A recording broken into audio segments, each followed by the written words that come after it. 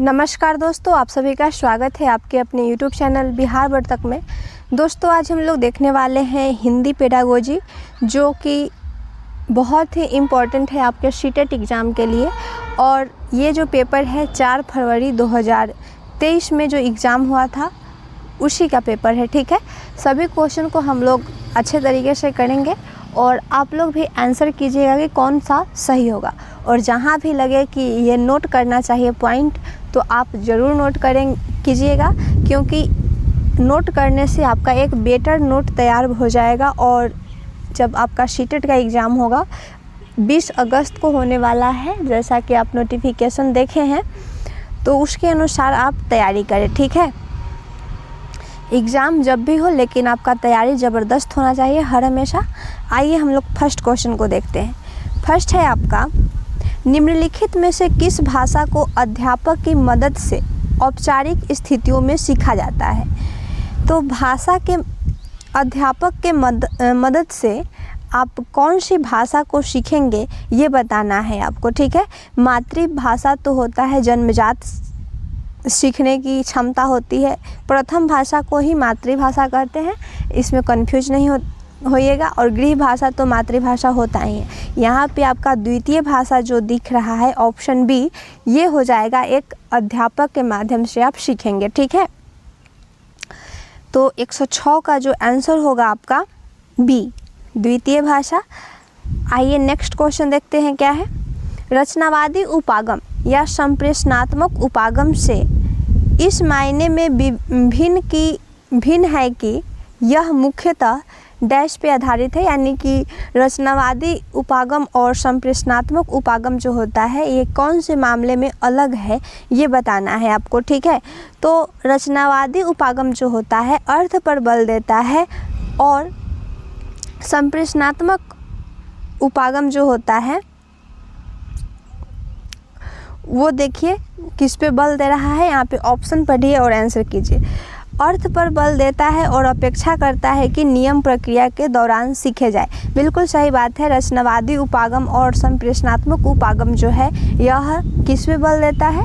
अर्थ पे बल देगा, और ये अपेक्षा करेगा कि क्या कि नियम प्रक्रिया के दौरान सीखा जाए। ये आपका बिल्कुल सही है। बी में गलत क्या किया, नियमों पर बल देता है, तो यहाँ पे फर्स्ट में ही बोल दिया कि नियम पे बल देता है। तो रचनावादी उपागम जो होता है ये नियम पे बल नहीं देता है, ये आपका गलत हो जाएगा। ठीक है, नियमों के प्रयोग और ज्ञान पर बल देता है, तो फिर यहाँ पे नियम का प्रयोग पर कर रहा है, ये भी गलत हो जाएगा। और ड्रिल यानी दोहराव जो होता है, मैं आपको बताई हूँ, ये ड्रिल शब्द जहाँ भी आपको देखने को मिले वो सेंटेंस जो है वो गलत हो जाता है, इसलिए आपका ऑप्शन डी भी गलत हो जाएगा। आपका सही कौन है? Option A. ओके, आइए नेक्स्ट क्वेश्चन देखते हैं। किसके अंतर्गत लोगों को सुझाव देने के बजाय सीधे सीधे कहा जाता है कि उन्हें क्या करना चाहिए? तो यहाँ पे जो आपका क्वेश्चन कर रहा है कि यानी कि लोगों को आप सुझाव देने के बजाय क्या कहा जाता है कि सीधे सीधे यह काम कर लो, तो यह जो होता है एक आदेश के रूप में जाता है। यानी कि आप लोगों को किसी समस्या के समाधान को नहीं बता रहे हैं कि ऐसे ऐसे करोगे तो नहीं सॉल्व हो जाएगा, बल्कि आप क्या कर रहे हैं, सीधे उसके कोई काम करने के लिए कह रहे हैं, यानी सीधे आप आदेश दे रहे हैं। तो यहाँ पे जो हो जाएगा आदेशात्मक उपागम हो जाएगा। यानी कि जहाँ भी आपको लगे कि यहाँ पे आदेश दिया जा रहा है, ऑर्डर दिया जा रहा है, तो कौन सा उपागम होगा? आदेशात्मक होगा। ओके, आपका बी सही होगा। नेक्स्ट क्वेश्चन देखिए क्या है। जब किसी अभ्यास में या सामग्री में विद्यार्थियों की आवश्यकता अनुसार आवश्यक परिवर्तन करते हैं तो इसे क्या कहते हैं? क्वेश्चन क्या कहा कि आप किसी अभ्यास में या सामग्री में शिक्षार्थियों की आवश्यकता अनुसार आवश्यक परिवर्तन करते हैं तो इसे क्या कहा जाता है, ये बताना है आपको। यानी कि विद्यार्थी के जो आवश्यकता है उसके अनुसार आप ढल जा रहे हैं, तो ये जो कहा जाता है अनुकूलन कहा जाता है।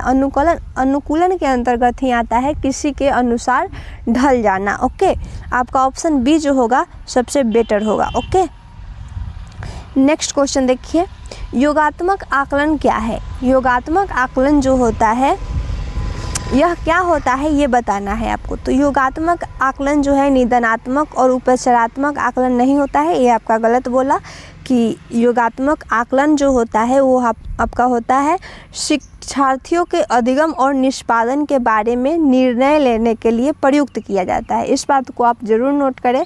योगात्मक आकलन जो होता है एक आपको मिलेगा सत्र के अंत में मूल्यांकन, तो आपका बेटर जाएगा। और यहाँ पे जो दे रहा है शिक्षार्थियों के अधिगम यानी कि सीखने के दौरान और निष्पादन के बारे में निर्णय लेने की जो क्रिया होती है वो आपका योगात्मक आकलन के अंतर्गत आता है। इस बात को आप जरूर नोट करें, ठीक है। ऑप्शन डी आपका सही होगा। नेक्स्ट क्वेश्चन देखिए क्या है, किस उपागम के अंतर्गत किसी बच्चे को कई शब्दों की वर्तनी गलत लिखने के बावजूद भी उसे समग्र भाषा प्रयोग के लिए अच्छे अंक दिए जाते हैं? क्वेश्चन क्या कहा, यानी कि कोई बच्चा जो है वर्तनी गलत कर रहा है फिर भी उसको अच्छा अंक दिया जाता है समग्र भाषा प्रयोग के लिए, तो ये कौन से भाषा के अंतर्गत आएगा या फिर क्या कारण हो सकता है इसका? तो आप बताइए आंसर क्या होगा। यहाँ पे देखने को मिल रहा है समग्र भाषा का प्रयोग, तो आपको ऑप्शन में भी दिख रहा है समग्र भाषा। आप समग्र भाषा को कीजिए। जो बात आपको क्वेश्चन में अगर देखने को मिल रहा है वही आपको ऑप्शन में देखने को मिल जाए तो आपका 100% सही होता है। इस बात को आप नोट कर ले, ठीक है। आइए नेक्स्ट क्वेश्चन देखते हैं।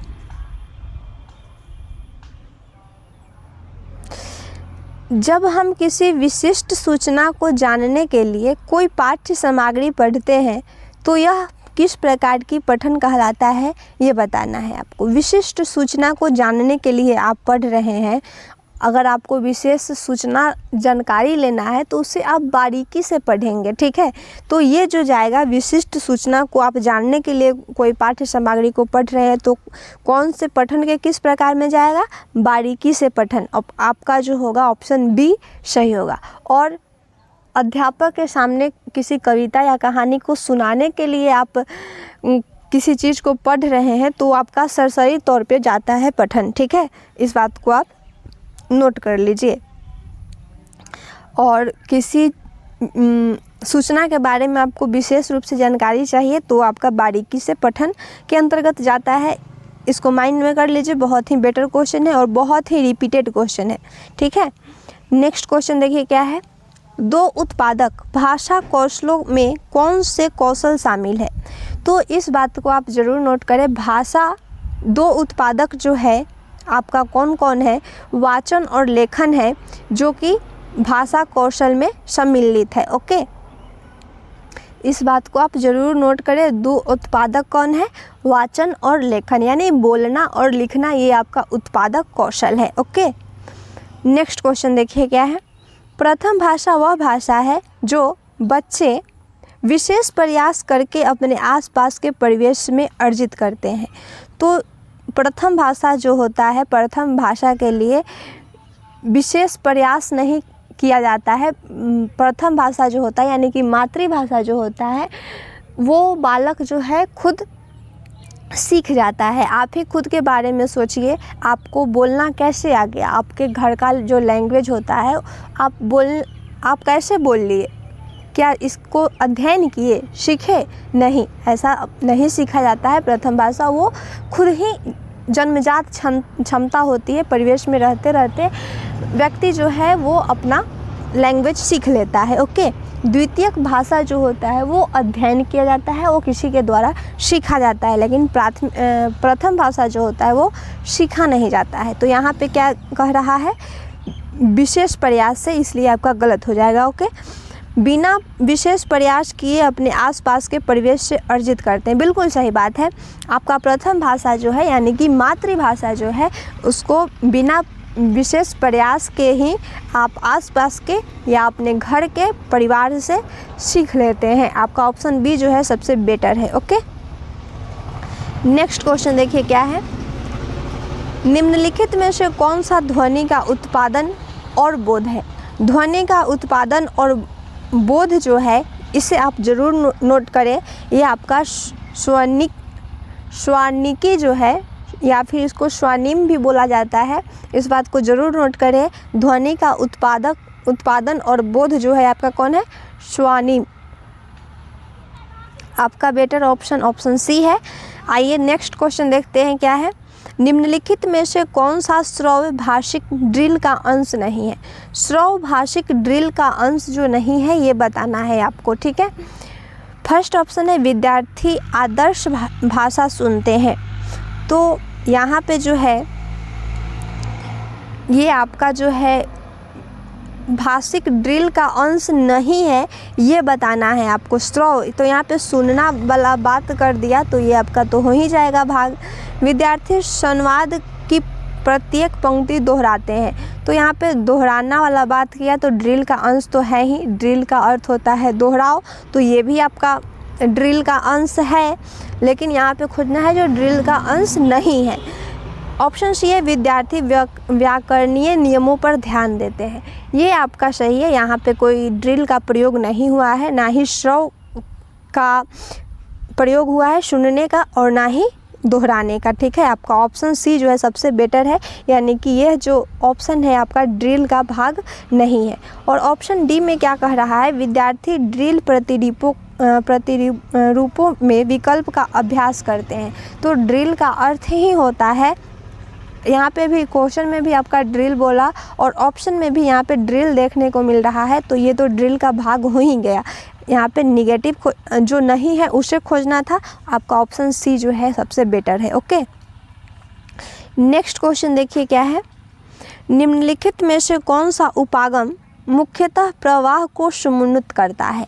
प्रवाह को समुन्नत जो करता है वो है आपका संप्रेषणात्मक उपागम। ओके, इसे आप जरूर नोट करें। प्रवाह को समुन्नत करता है संप्रेषणात्मक उपागम। ओके, इस बात को याद रखना पड़ेगा। प्रवाह को समुन्नत कौन करता है?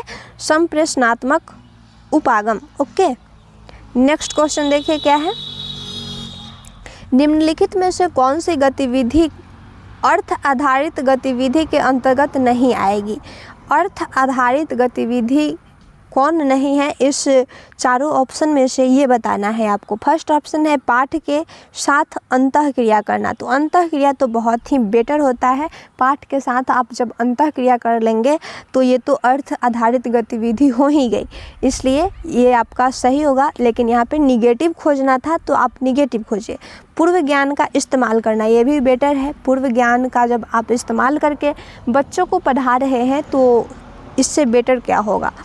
तो ये भी आपका सही है, लेकिन हमको क्या खोजना है? गलत खोजना है। इस बात को आप ज़रूर ध्यान दीजिएगा। कितना स्टूडेंट जो है वो पॉजिटिव आंसर को खोजते हैं, वो क्वेश्चन को ठीक से नहीं पढ़ेंगे कि क्वेश्चन कह क्या रहा है, नेगेटिव ऑप्शन मांग रहा है या पॉजिटिव।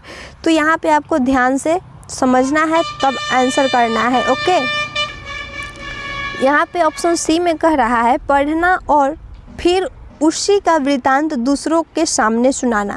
ये भी आपका बहुत बेटर है। जब आप किसी विषय को पढ़ लेते हैं और फिर उसी का वृत्तांत दूसरों के सामने सुनाते हैं तो सबसे बेटर होगा, ठीक है। और ऑप्शन डी में कह रहा है प्रत्येक शब्द को पढ़ना। तो यहाँ पे जो है प्रत्येक शब्द को पढ़ना, ये आपका अर्थ आधारित गतिविधि के अंतर्गत नहीं आएगा। तो आपका आंसर जो होगा ऑप्शन डी हो जाएगा। ओके, आइए नेक्स्ट क्वेश्चन देखते हैं। नेक्स्ट है आपका अधिगम योजना के बारे में क्या सही है? अधिगम योजना के बारे में क्या सही होगा ये बताना है आपको। फर्स्ट ऑप्शन है लचीलापन का अभाव। तो यहाँ पे लचीलापन तो बहुत ही अच्छा वर्ड है, लेकिन यहाँ पे अभाव लगा दिया, इसलिए आपका ये गलत हो जाएगा। ओके, लचीलापन का अभाव नहीं करना है।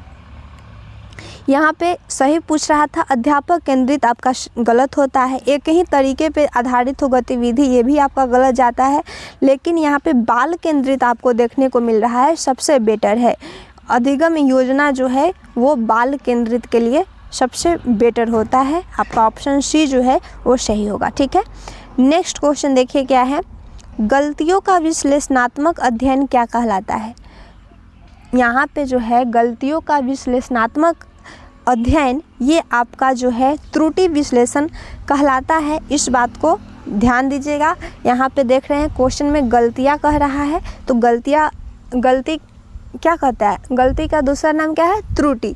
तो आप इसी तरह से भी कनेक्ट करके याद कर सकते हैं, यानी कि गलतियों का विश्लेषणात्मक अध्ययन त्रुटि विश्लेषण कहलाता है। इस बात को नोट कर लीजिए। आपका जो है 120 क्वेश्चन ख़त्म हो चुका हिंदी पेडागोजी का। मिलते हैं नेक्स्ट वीडियो में नेक्स्ट टॉपिक के साथ। जय हिंद।